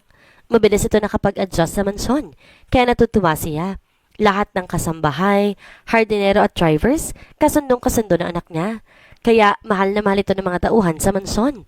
Sige, pero magpaalam ka muna kay Daddy. Alam mo naman na hindi ba palagay yun kapag nasa labas ka ng bahay. Remember what Mommy say? Don't talk to strangers, baby. Opo, Mommy. Okay, magpaalam ka sa Daddy. Tapos isama mo sa Yaya para may magbabantay sa'yo sa labas. 3 weeks na lang kasal na nila ni Lance. Hindi niya akalain na ilang linggo lang mula nang tumira sila sa mansyon, magkakaroon kagad ng kasunod si Zach. Kaya busy silang lahat para sa nalalapit na kasal nila ni Lance. Sana sa araw na yon maayos ng mommy niya. Kasi yun na lang kulang para tuluyan sa maging masaya. Ama kasamang mommy niya sa pinaka-espesyal na parte ng buhay niya. About Melchor and Ara, tuloy na sinampa ang kaso laban sa dalawa. Hinihintay na lang nila na maglabas ng warrant ng pulisya para mahuli na mag-ama. Pinagdasal ko na lang na sana hindi pa huli lahat para kay Ara. Kahit ako, galit sa kanya at sa ama niya. Hindi ko pa rin nais sa tuluyang masirang buhay niya. Sayang ang buhay kung paningin niya ang galit sa kanyang puso. Diyos na ang bahala sa mag-ama. Kontento na siya na okay ng mommy niya. Nandyan si Lance at ang anak nila. May batas na magpaparusa sa kanila. Napabuntong hininga siya. Walang magandang maidudulot kung itutuloy pa niyang paghihiganti. Pababa na siya na hagdan na makita niyang nagkagulo ang mga kasambahay na parang may hindi maganda nangyari. Bigla siyang kanabahan. Manang! Tawag niya sa namumutlang mayordoma. Ano nangyari? Bakit kayo nagkagulo? Ma'am, nanginginig ito. Habang tila hindi alam ang sasabihin. Si Senyorito Sakpo, umiiyak na ito sa kanyang harapan. What happened to my son, Manang? Tinatambol na sa kaba ang kanyang dibdib. May dumukot po sa kanya, ma'am. Nandun sa labas sila Chris at Tina para bantayan sana si Zach na may mga lalaki nagpakilala sa kanila. Sinaway ko sila kasi baka makaligtaan yung bata. Pero mukhang galit pa sila dahil napakapakialamera ko daw. Nang biglang may humintong itim na van sa harap. Tapos may mga lalaki nagbabaan. Nakatakip po ang kanilang mga mukha. Kasabot sila, ma'am. Kasama silang tumakas kasama si Zach. Nagdilim ang kanyang paningin. May narinig pa siyang sumigaw bago siya nawalan ng malay.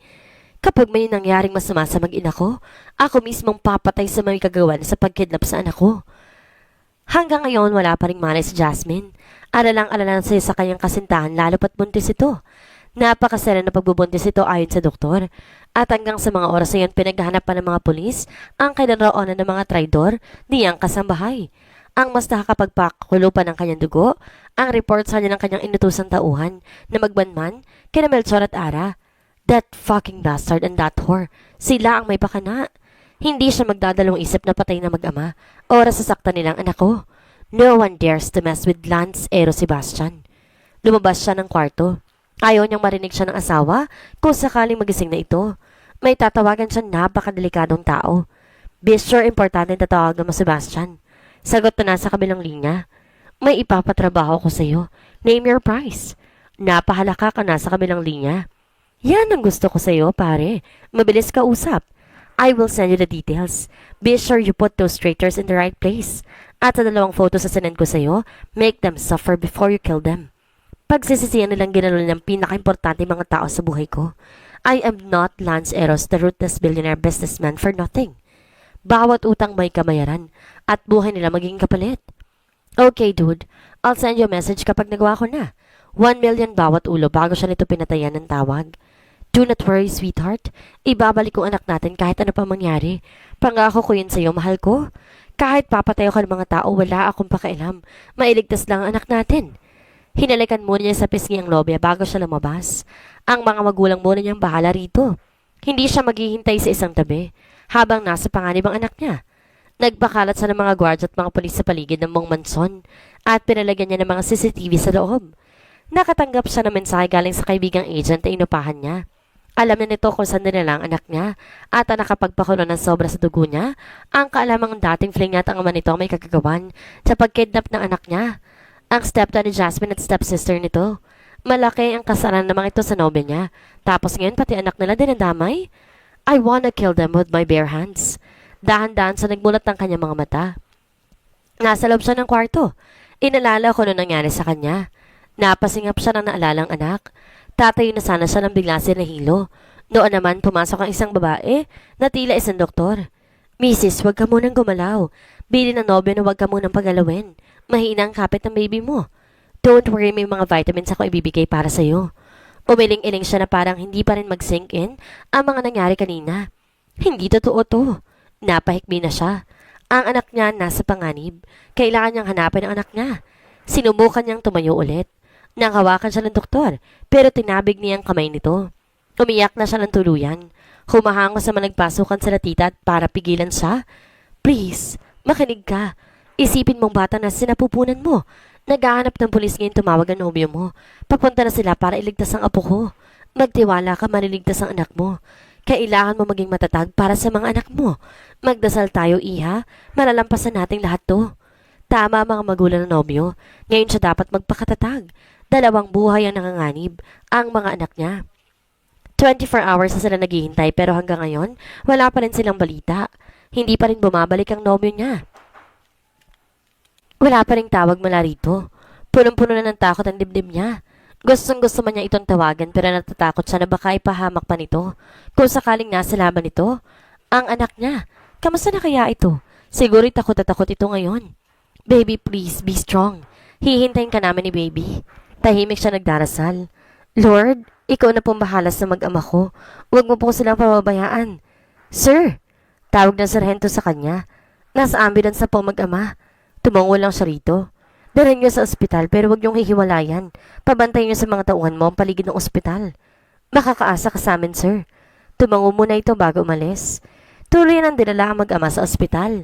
Nang makalis namang ito ay tinatawagan na niyang kanyang kaibigan na kasalukuyang driver ng ambulance. Pare, huwag ka na magsalita para hindi ka mahalata. Yung pinagawa ko sa'yo, gawin mo na. Sure, pare. Sisiw lang to sa akin. Yung 2 million ko, hihintayin ko. Nakangisi siya ng patay ng tawag. They deserve it. Hindi ako magdadalawang isip na gawin ulit to. Kung darating ang araw na mauulit ang ganitong pangyayari, kapag may mga mananakit sa pamilya niya, hindi siya magdadalawang isip na pumatay. Kung darating ang araw na mamamatay siya, siguro sa impyerno ang bagsak niya. Napapalatak siya habang pumasok sa loob ng kwarto kung nasaan ang anak niya. Galit na galit siya na makita itong puro pa sa mga braso, kaya't siya mismo bumaril sa mag-ama kanina. Pero hindi niya tinuluyan ng mga ito. Ibang taong gagawa nito para sa kanya. Tulog pa rin ito hanggang ngayon. Siguro dahil sa pagod at gutom. Hindi ito pinapakain ng mga demonyo. He caressed his face. Let's go home, son. Mommy will be worried and waiting for us. Kinarga niya ito bago sumenya sa mga tauhan. Umuwi na kahit pagpahinga. Salamat sa mga tulong ninyo. New Year's Eve. Ito ang pinakamasayang bagong taon ng buhay ko. Dininig ng Diyos ang dasal ko. Nakauwing ligtas sa mag-ama ko at ngayon, nakauwi ng Mommy Divina ko. Magaling na siya mula sa kanyang sakit. Mas naging close sa kami at nagkapatawaran. Kapanganakan ko na kaya ang balak namin mag-out of town, hindi mo na matutuloy. After makidnap ni Zach, mas dumobli pang pag-iingat ng asawa ko sa amin. Yes, asawa ko na. Kinasal kami 2 months ago pero sa West muna. Balak namin magkasal sa simbahan after kong manganak. Napagplanuhan din namin na mag-immigrate sa Amerika. My husband's decision is final. Mula na makidnap ang anak namin, ganyan na siya. Sobrang higpit at lagi may mga bodyguards. Naiintindihan kong asawa ko. Para din to sa safety namin. Mas okay kung lumayo muna kami para sa ikapapanatag ng mga loob namin. Pero someday babalik din kami. That's for sure. Mommy! Napangiti siya na makita ang anak na nakahawak sa daddy niya. Happy New Year, sweetheart! Umaangat ang kanyang kinin na may kinuha ito mula sa likuran ng anak. Lumapit ito sa kanya at may inabot. Happy New Year, Mommy! Gift namin yan ni Daddy. Napapangiti siya sa kaswitan ng anak. Thanks, baby. Hug mo si Mommy. Lumapit ito sa kanya para yakapin siya. Pero ang magaling niyang asawang nauna. Group hug! Pero hindi niya palubusan na iyakap ang mga ito nang biglang parang may basa siyang naramdaman sa kamang kinaupuan. Ano to? Basa ang kama. Shit, sweetheart. Mga anak na yata ako. Parang pumutok ng kanyang panabigan. Nataranta siya na makitang may kasama itong dugo. Hold on, sweetheart. Dadaling kita sa ospital. Son! Tawag niya sa anak niya na kagaya niya ay para natatakot din. Please call the driver. Ipanda mong kotse. Mga anak na si Mommy. Tumakbo naman ito palabas. Buhat-buhat niya ang kanyang asawa. Nakalimutan lang nandito din ang kanilang mga magulang para mag-celebrate ng New Year. What happened to your wife? Sabay-sabay nagsitayuan ng mga ito. Mga anak ng asawa ko. Dito muna kayo. Dadaling ko siya sa ospital. Sasama kami. Sumunod na lang kayo. Nagtuloy-tuloy na siya sa garahe. Congratulations! It's a girl. Kahit alam na namin ang gender ng bata, hindi pa rin maibisan ng tuwa sa aking puso. Ang ganda ng anak namin, mana sa mommy niya. Welcome to the world, Princess Zarina Luciana Sebastian. Kahit pagod at nanghihina, hindi niya pa rin mapigil ang mapangiti. Kitang-kita niya kung paano titigan ng asawa niyang anak. Hindi ito umalis sa tabi niya habang iniiri niya ang baby princess nila. Thank you, sweetheart, sa pagbibigay sa akin ng mga anak. Bulong nito sa kanyang tenga bago siya inalikan sa labi.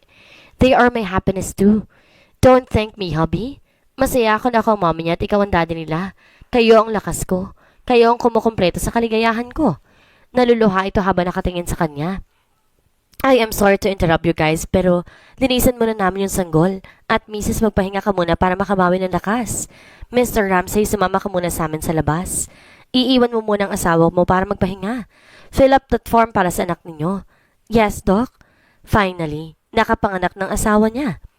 At malusog na malusog ang baby nila. It's time para iparedy na niya ang kasal sa simbahan. It's time para ipagsigawan sa lahat na ako ang pinakamaswerteng lalaki sa balatan lupa. Punong-puno ng bisita sa loob ng kwarto ko saan siya ng anak. Hindi magkamayo ang mga magulang namin sa pagkarga kay baby Zarina while my son is just watching them. Napangiti siya. Alam niya nagsiselos ito para sa kapatid.